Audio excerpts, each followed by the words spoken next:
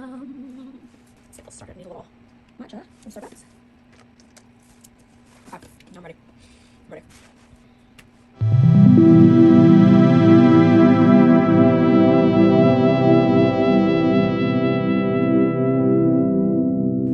Hello everyone and welcome to our channel.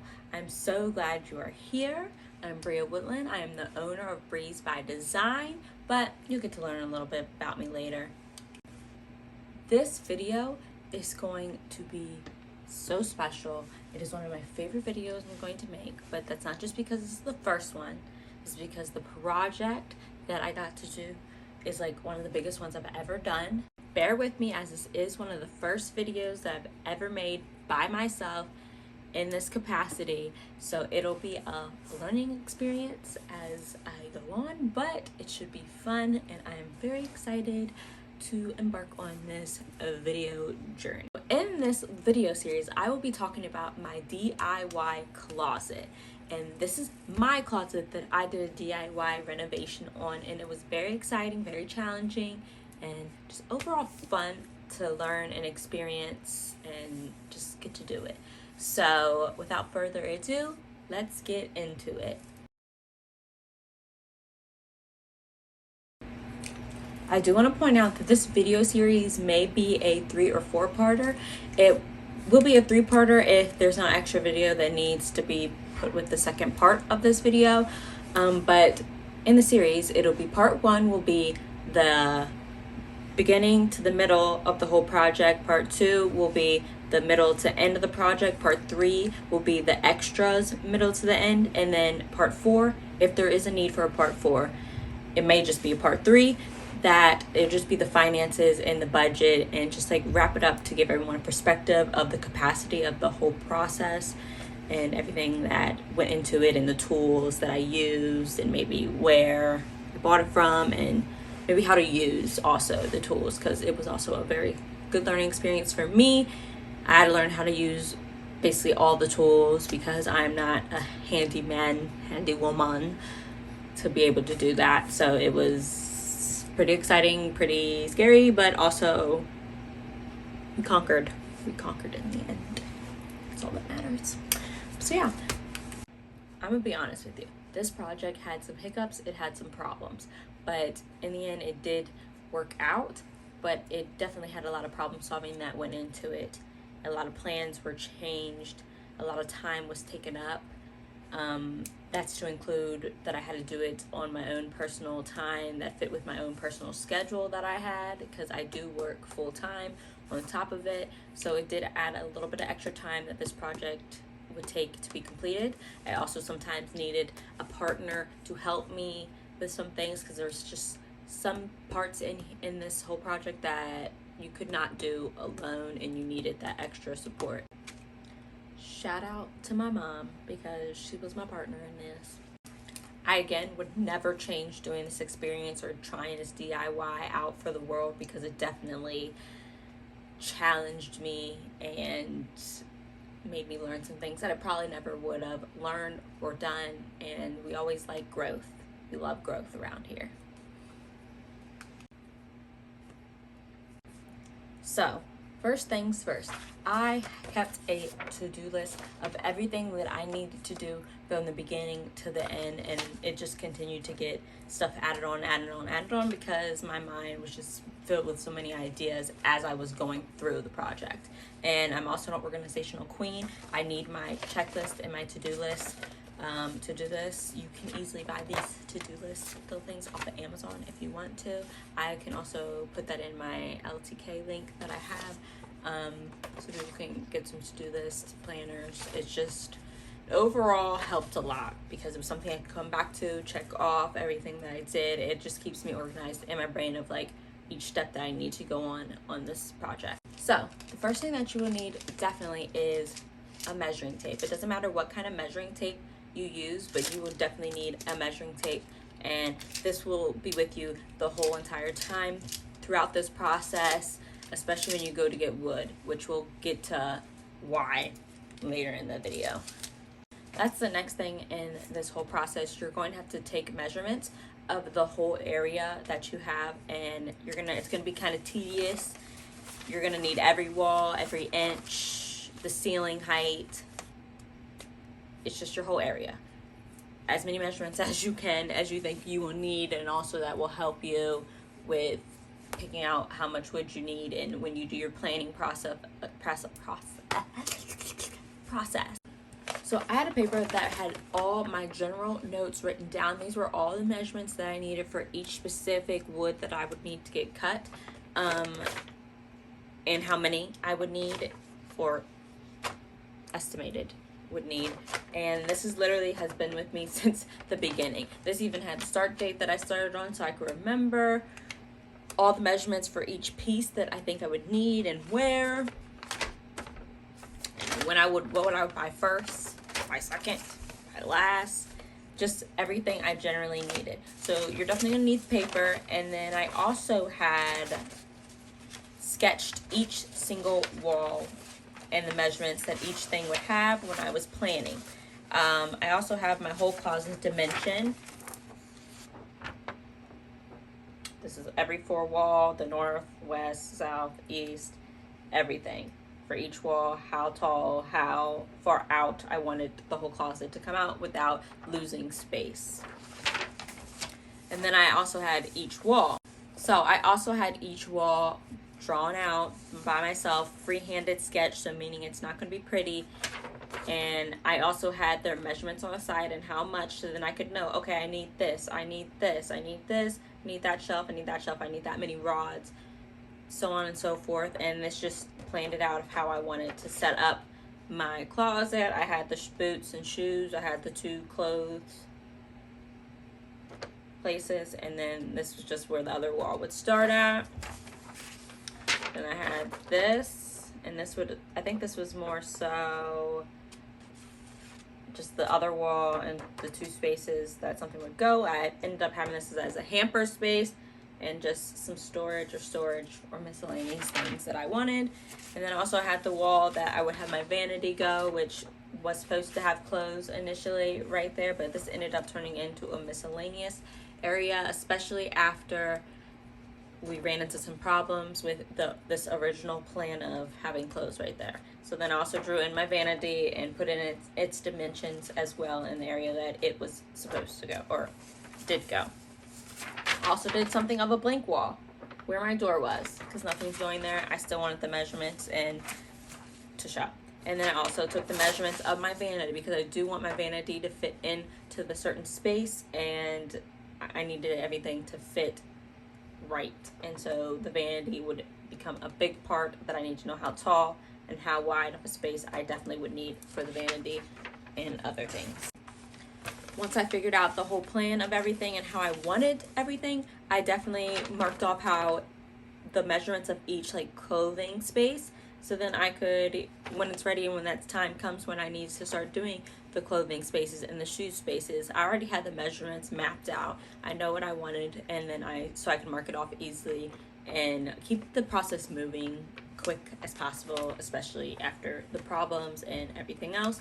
And so everything was written down to the T, and also so I could know what I need to go buy or what I need to go get cut off of extra wood that I had, or did I need to go get some new wood, or just to see how everything planned out. It's just planning is the big portion of this whole thing, because you're gonna need to know what you're gonna want to buy or need to buy and get, and you don't want to come in there clueless, because sometimes some people are just not needing help, and you need to be able to get it yourself or know what you're talking about when you get there. And it can be an easy store process, because it can be very hectic and very stressful, and you just want to make it as easy as possible on yourself. Trust me. On top of doing my own freehanded sketches, I also wanted to see my plan like virtually, as if I had it and it was there, and like I'm a professional, but I'm not. So I tried out a little professional tool that a lot of architects and carpenters use, and it is called SketchUp. It is an app. There is some in-app purchases to be able to get what you want in there. It was a little difficult to figure out how to use, but I ended up making it work good enough. And so I'm going to insert my SketchUp designs and plans that I snapshotted.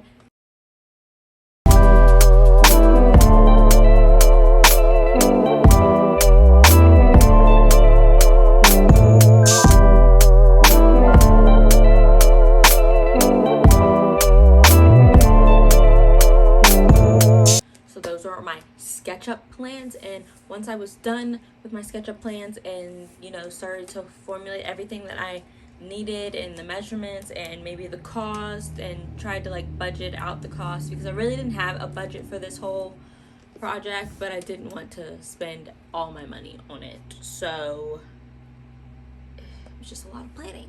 Okay, a lot of planning. So after that, it was buying time, and buying time, like I said, can be stressful, so it was good just to have everything I already needed planned out, written out, and so I could see it, I would know, and I could go into the store to buy my stuff and possibly get it cut, because some wood places or places you can get wood will cut your wood for you. Some of them might have an extra fee, some of them might be free, some of them might have a limit on the amount that you can get cut, which I did run into that problem, so there was multiple trips I had to do to the store to get my wood cut. I want to make note, please take your measuring tape to the store with you, and make sure to use this measuring tape when somebody cuts it. This was one of the big problems that I ran into, because I did not take my own measuring tape. I let them use their certain measuring tape when they measured to my measurements and cut the wood, and it ended up being slightly different than what I had originally planned, so it did mess up some of my plans, and I had to change plans and change measurements of shelvings because it was a screw up in the measurements because of the difference in measuring tape. So please take the measuring tape that you use to measure out your own closet with you when you go and purchase wood and get wood cut. It will definitely save you some time, a little bit of hassle, and less stress. Before you even go and buy wood, the first thing you should do is clean out your closet, and you should try to do this in the most organizing way possible. That didn't sound right, but you should try to be very organized with it and how you take it out, and that means like maybe already setting up the pattern that you want things to come back in to the closet like. It definitely will help. It will definitely take less time when it's time to move your clothes, your shoes, accessories, and everything back into the closet. So I do recommend that, but just make sure to just do it orderly, and it will definitely help you out. First things first, let me show you pictures of how my closet was before with the clothes in, how it was without the clothes. Very, very, very different.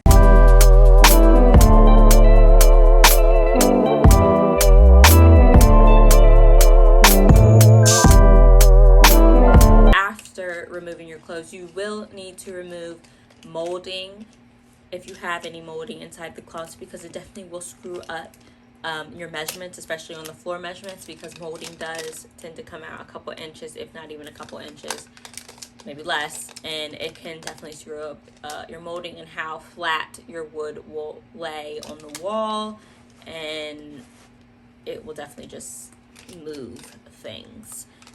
You also want to remove the old shelving, old rods, everything off the wall. You want to have like a blank canvas. If you want to remove your carpet, if you have carpet in there, you can, or you can just keep it there and just start placing the base over top of it when that time comes, and then remove what you need to remove off of the floor if you're doing different flooring, which we'll also get to as well.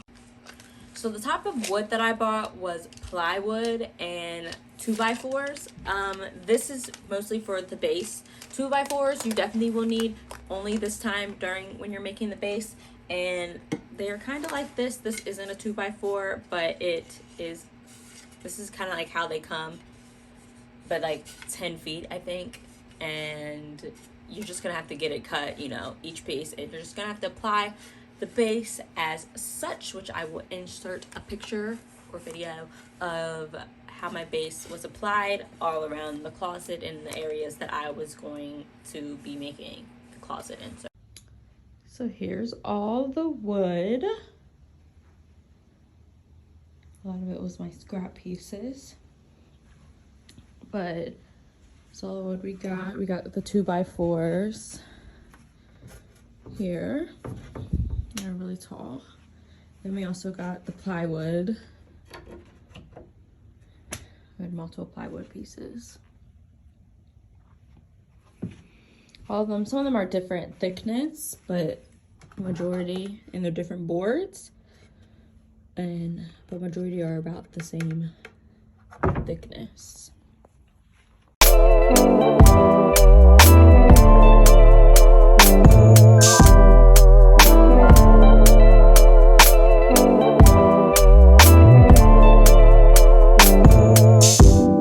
Plywood that I got looked a little bit like this thickness and size.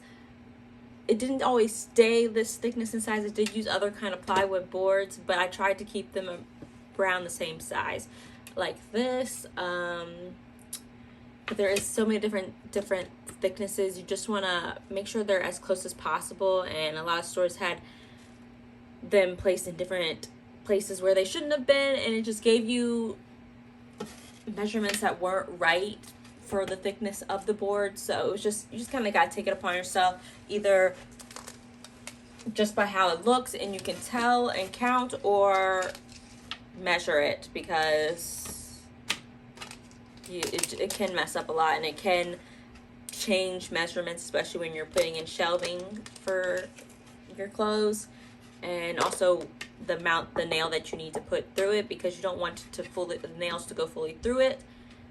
That's a hassle. I went through that. And you don't want it to not be up in there enough, so then some stuff's not sturdy, and we don't want that. So yeah, plywood, there's different types of plywood, and they also vary with price. So that's all something that you got to look at and kind of budget for, because it kind of changed. It felt like each time I bought some, what I paid for, what I got. So it was like, just plan. So for the base, I also used a brad nailer, and they come with, well, you got to go get like the little thin nails that shoot through the brad nailer. Brad nailer is very powerful, but very handy. I loved it. It was something I did have to learn how to use. I will insert a video of the brad nailer that I use, and I also will link it in my LTK shop, and the nails that I used. But this was all what I used just to put the 2x4s together for the whole base, and it was pretty easy. That was a pretty easy part. And also, I think I used it to nail it into the wall as well with a brad nailer. This is the brad nailer that I used. In the video snippet, you will see the plywood flatly applied on top of the 2x4 base. This is the flat portion of your whole base. It is the bottom of the whole closet insert. I applied it using screws with a heavy duty screwdriver. You need something powerful to get through the wood, because it can be really hard to get through. So you definitely need something with a lot of power to it.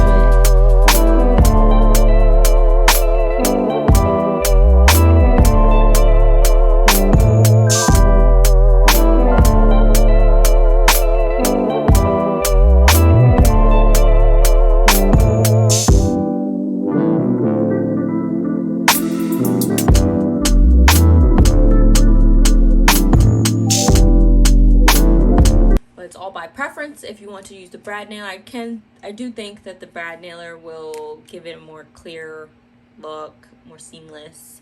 So I do recommend it. Probably also would be quicker to do it that way, but just for sturdiness and durability, I definitely put screws in there, because I just felt like it would hold it a little bit tighter than I wanted to, because some things just felt a little loose to me, and just applying the screw just gave me that sense of security. So I went with the screws.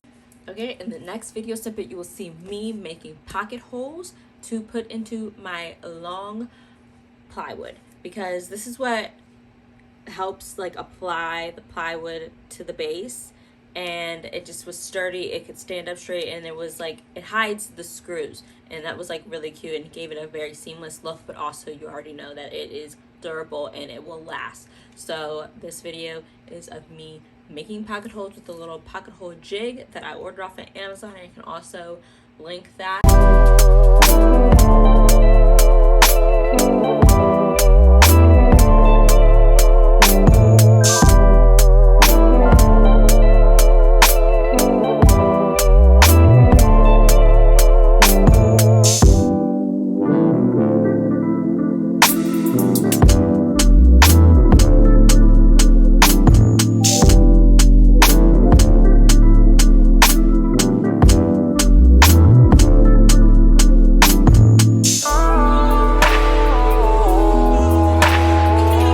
And this part of the process is where I definitely came into the problems, and that was with stuff not being cut right in one section, and then I had to go get it cut, and it was either did I want to cut it, did I want to get somebody else to cut it. I did have a saw, so I started using that. I did not know how to use it. I will definitely insert a picture here of the saw that I used.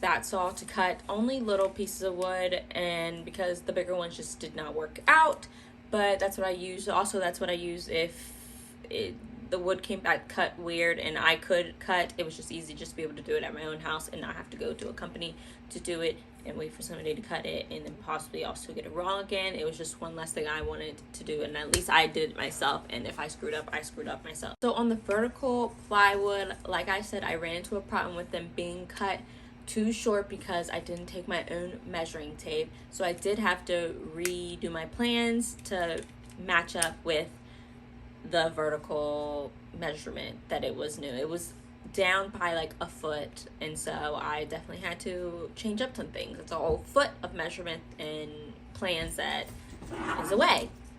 Sorry, the dog is playing.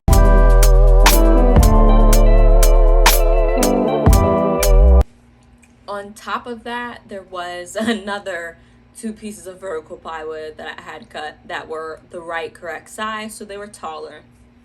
I had to end up putting them on one side that they would look good. It gave it a little spice. You'll see in this picture or video of how it made it tall and how I just based it off of just making it look tall, making that be like a statement area, and just gave it a little character.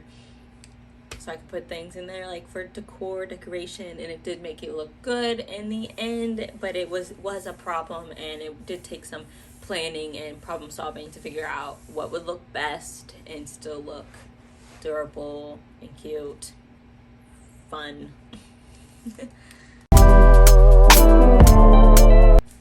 To top all of it off, the plywood had to go on top of all of the vertical plywood, and that was using the pocket holes. The pocket holes are put in all the vertical plywood on the bottom and the top, 3 of them, and that was so it'd be easy for us to screw up into the top part of, well, the flat part of the plywood, and so it could still be flat. You had to make sure that the screws that you have aren't too long, so they do not go through the top of the plywood, which can be a problem and was a problem, but it is an easy fix, but it can be kind of tedious and hard to fix. It was also easy for screws to be stripped, so it was hard to get them out once they were up in there. So there's a lot of give and take and a lot of problem solving going into all this, but just try to measure it out by putting your screw on the end of the plywood to see how far it would go up if it was in the pocket hole. Also, with the top plywood, I also added silver brackets so that would hang off the wall and the top and the plywood on the flat part, because it was just extra support, and just because I would be scared that stuff would fall and I can't have anything too heavy up there, I put that up there for extra support, just so it just felt sturdier and like it wouldn't move, and it was definitely a great extra like security measure to do for the closet. The silver brackets that I got were also easy to paint over, so that is also something that you want to look for, something flat, not too rough, kind of smooth, so you can paint over it, and it also just like look like it's part of the closet and like it's in there, and not that it's just something else that's just in the middle of each clothing spot and you'll see it. It just gives it a more seamless ability.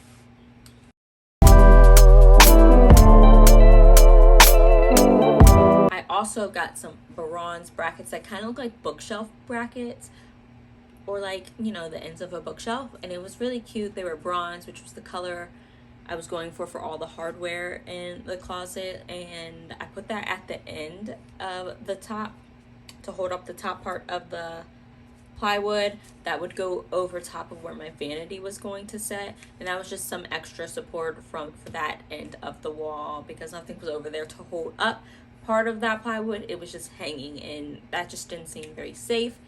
So we also put the silver bracket and the end bookcase bracket that was bronze, and I will insert a picture here to show you the cute bronze bracket that I got to give it a little zhuzh.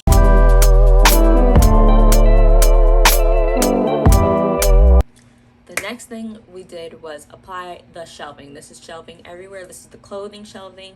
This is the shoes shelving. This is in the miscellaneous side shelving, and also where my hamper and other decor were going to go. This is a part that you will need a partner, helping hand, because it is a lot of holding up you will need to do, and you might need both your hands to screw in the shelving. It was just a lot going on there. You will need to make pocket holes in these shelvings, just like you did with the vertical plywood.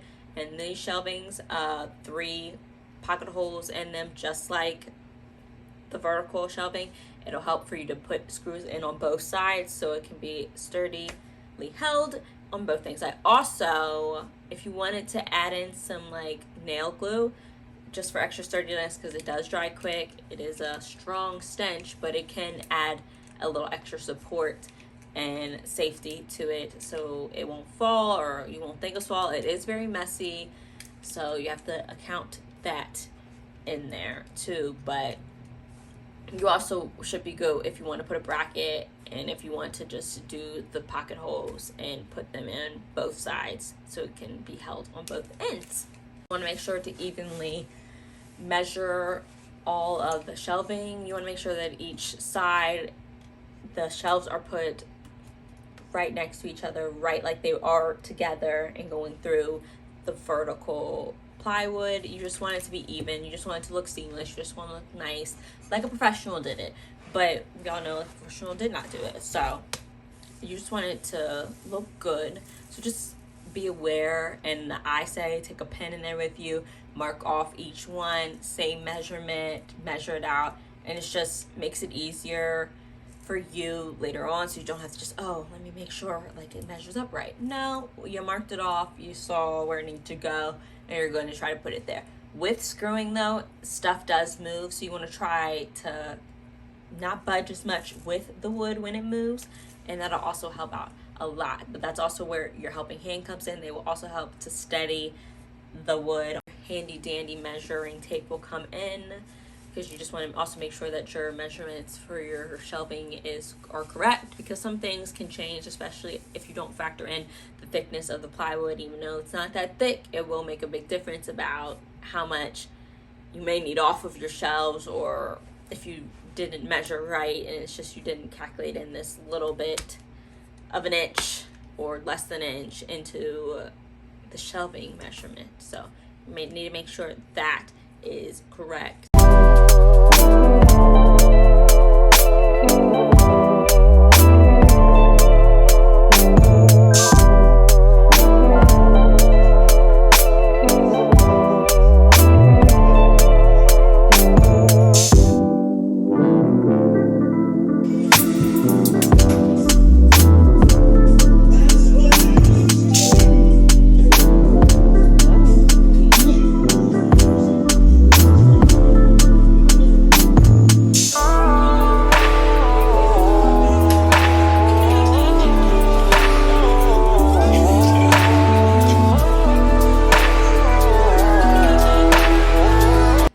This point is where you are at the halfway point of the whole project. You've got your vertical plywood up, you got your base done, and you got the top.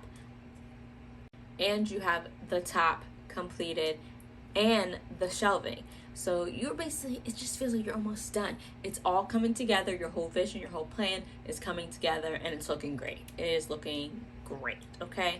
This is the part where you're just designing decor and just other plans that you may want to do. It's just when your mind starts flowing with all these ideas, on what to do next or what you want this end goal of the project to look like. And this is like when the fun part really happens, because you're just designing, you're picking out things, you're just having fun with it at this point. The hard work is basically done, but there is more work to do, and this is not where you fall off of the whole thing. This is where you really put your foot forward and just get working.